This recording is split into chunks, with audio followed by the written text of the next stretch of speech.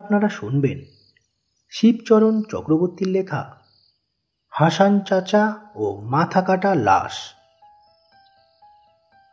আজকে তোমাদের যে গল্প বলবো সেটা আমার নিজের গল্প নয়। আমি তোমাদেরকে গল্পটা জানাচ্ছি, এতটুকুই আমার কাজ। গল্পটা আসলে হাসান চাচার। তোমরা কি হাসান চাচাকে চেনো? চিনবেই বা কি করে? আমি বলবো তারপরে তো চিনবে। তাহলে বলি শোনো। হাসান চাচার বাড়ি নদিয়া জেলার কালীনারায়ণপুর গ্রামে। সুন্দর সেই গ্রামের বুক চিরে বয়ে গেছে চূর্ণী নদী।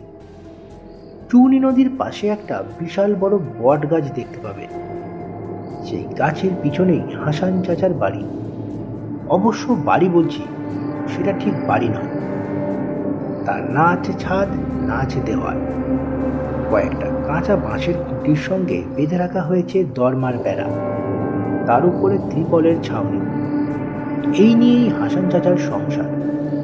কত ঝড় বৃষ্টি মাথায় নিয়ে এই বাড়িতেই চাচা জীবন কাটিয়ে দিলেন তার ঠিক নেই।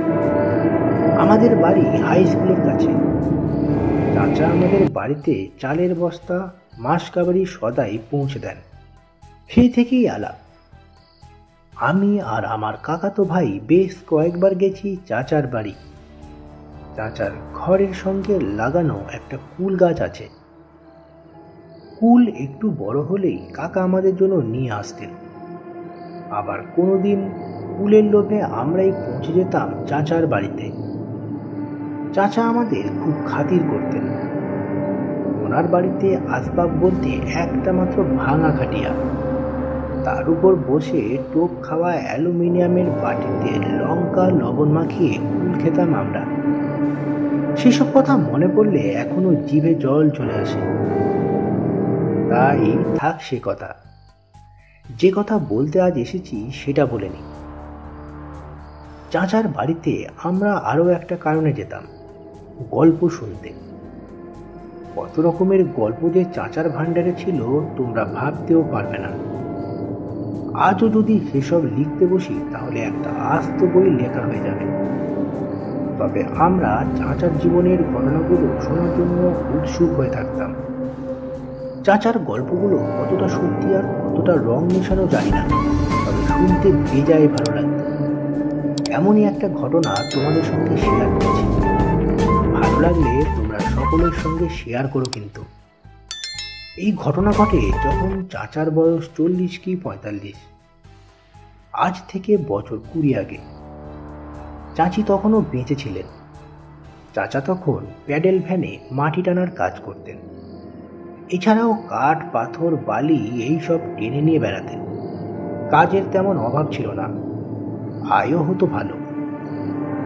2-4 পয়সা জমিয়ে রেল কলোনির জমিতে একটা টিনের ঘর বানিয়েছিলেন। রেল কলোনির ঘর মানে রেলের জমিতে অস্থায়ীভাবে থাকা।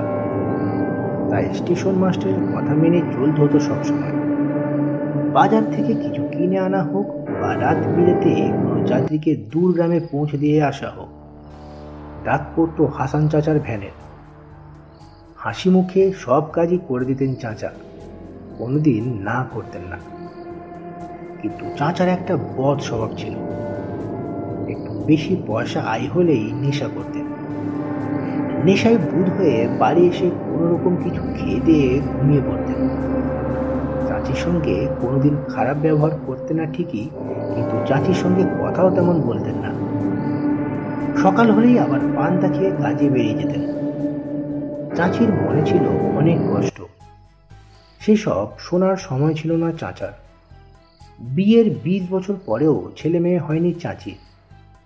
সেই কষ্টের সঙ্গে জুড়ে বসেছিল হাজার রকম রোগ। বাতের ব্যথা, হাঁপানি আর কি কি রোগ ভিতরে লুকিয়ে আছে তা জানা ছিল না চাচির। শরীর মনে কোথাও শান্তি ছিল না।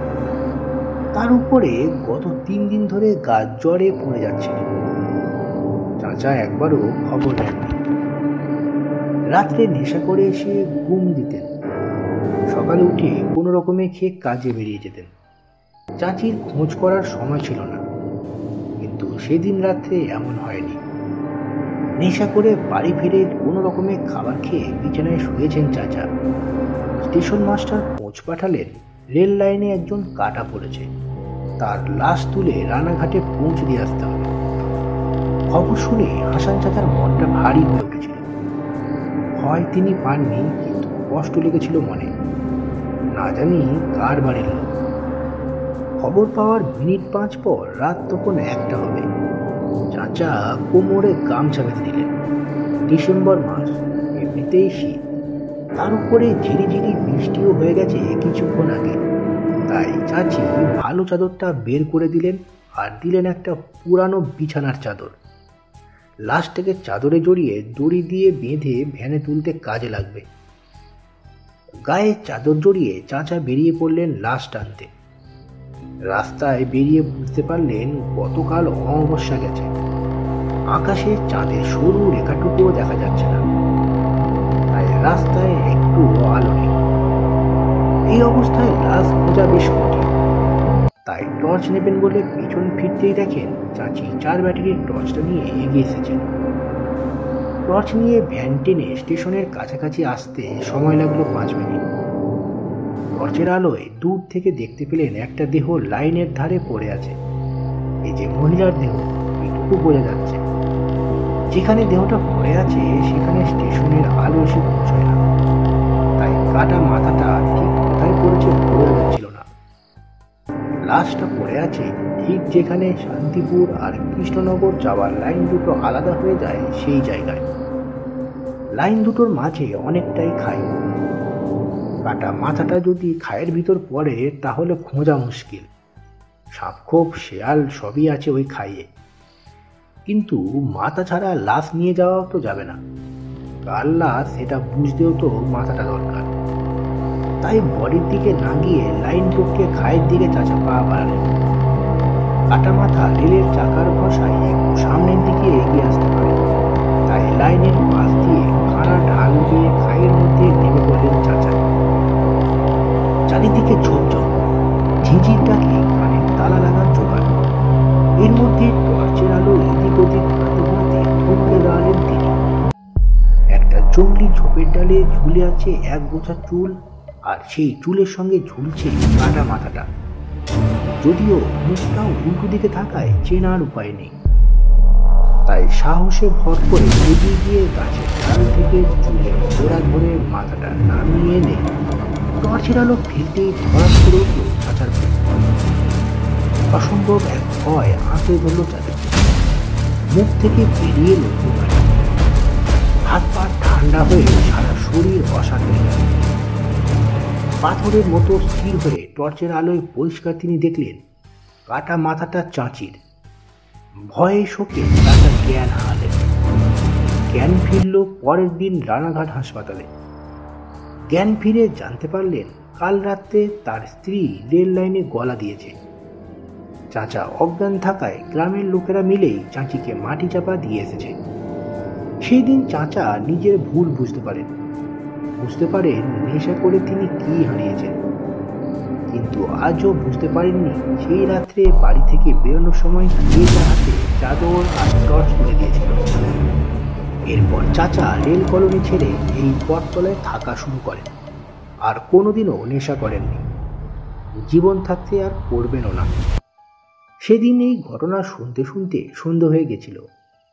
আমি আর ভাই দুজনে একা বাড়ি আসার সাহস পাচ্ছিলাম না, তাই চাচা তার ভ্যানে করে আমাদের পৌঁছে দিলেন। রাত্রে ভাত খেতে বসে মার কাছে সব গল্প বললাম। এতক্ষণ আপনারা শুনছিলেন শিবচরণ চক্রবর্তীর লেখা হাসান চাচা ও মাথা কাটা লাশ। এই গল্পটি আপনাদের কেমন লাগলো অবশ্যই জানাবেন কমেন্ট বক্সে। আর এরকম গল্প আরও শোনার জন্য এখনই আমাদের চ্যানেলটিকে সাবস্ক্রাইব করে নিন।